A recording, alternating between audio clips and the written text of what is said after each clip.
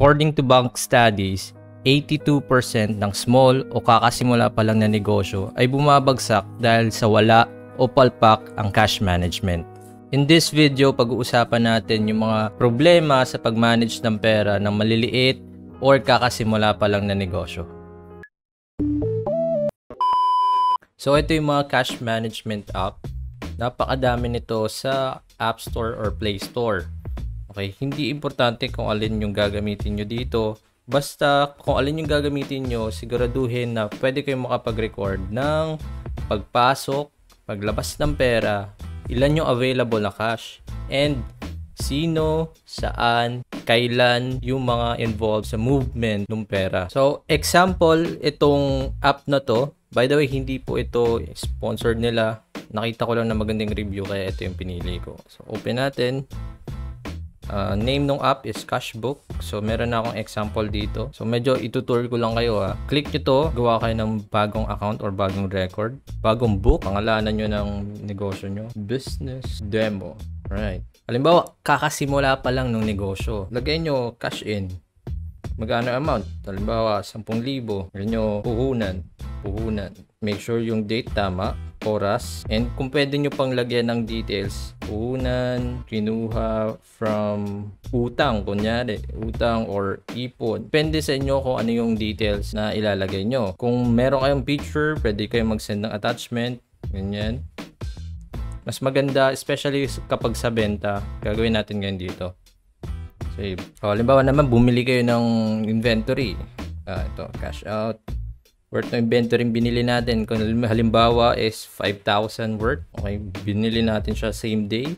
And remark inventory expense or gastos sa inventory. Pwede nyo tagalogin. Ang importante lang dito ay maaalala nyo kung saan, sino, kailan, yung details ng pera para pagdating nung time, matatrack natin kung umover ba tayo sa gastos sa pagbili ng inventory or sumobra ba tayo sa pagpapasahod sa tao, yung mga ganung bagay. Halimbawa, inventory expenses, tas binili natin siya kay Mr. Supplier.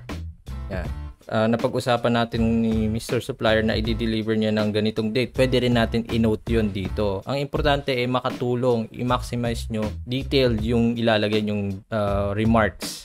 Click save. So, makikita nyo nandito final balance 5,000 na lang. So, yung total cash in natin is naging 10,000. Tapos, yung cash out natin is 5,000. So, halimbawa naman, bumenta tayo, kunyari. So, halimbawa, amount ng benta worth 500. Kunyari, benta, 500. So, gawin natin sales. Kunyari, ang product natin is t-shirt. Sales, t-shirt, 2 pieces. Tapos, pwede natin ilagay yung name ng bumili. Halimbawa, Nald Perez. Save. So, makita nyo, dumagdag yung final balance natin, naging 5,500. Halimbawa, bumili naman tayo ng, gumastos. Bumili tayo ng supply. Halimbawa, plastic or pang freebies natin worth 200 pesos. Supply expense. Take note na hindi importante na gayahin nyo yung words na nilalagay ko dito. Halimbawa, pwede nyo rin tagalogin. Basta yung importante convenient para sa inyo. Gastos sa plastic. Binili natin sa market, kunyari, market, tapos kung anong brand ng plastic, kung gusto nating ilagay yon or i-indicate yon, pwede nating ilagay. So, save. Okay, so nakita natin, nag-adjust ulit yung final balance natin. Take note lang na ang ganitong paraan ng pag-record ng pera the best lang sa cash basis na negosyo. So, kung magre-record ka ng merong payables and receivables, yung pautang or mga utang mo na babayaran, hindi advisable yung cash recording kasi nga hindi natin matatrack yung receivable and payable ng maayos. Kung interesado kayong i-record yung payables and receivables, so plano kong gumawa ng separate video kung ano yung mga pwede natin magamit regarding dot. By using this app, napakadali marirecord yung mga cash transactions natin. Super easy mo na rin makikita kung saan galing and saan pumupunta yung pera, ilan yung available na pera na makakatulong sa'yo sa paggawa mo ng strategic decisions para sa negosyo mo. So before I end this video, gusto ko lang linawin kung ano yung message ng first video ng series na to, which is 82% ng maliit or kakasimula pa lang na business owner pumapalya dahil wala or palpak yung cash management system nila.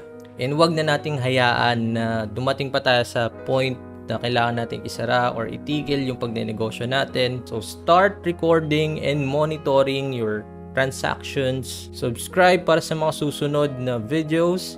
Like kung nagustuhan, dislike kung hindi. Let me know sa comment section kung anong opinion mo sa ganitong paraan. Have a great day and stay safe.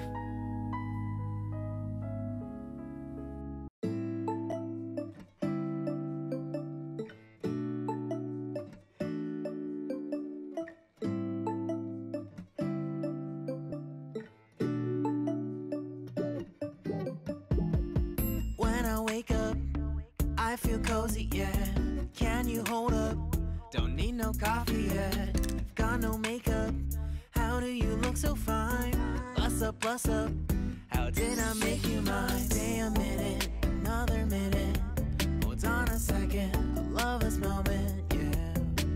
Stay a minute, another minute.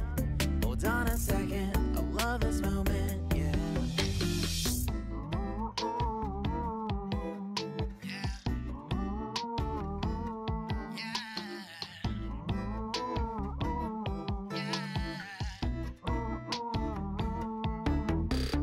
Don't you love when we take our time to make love? Promise you I'm not wasting time in the bathtub. We don't gotta rush, no. Never gonna rush, no. My life's in a slow-mo, always in a slow-mo.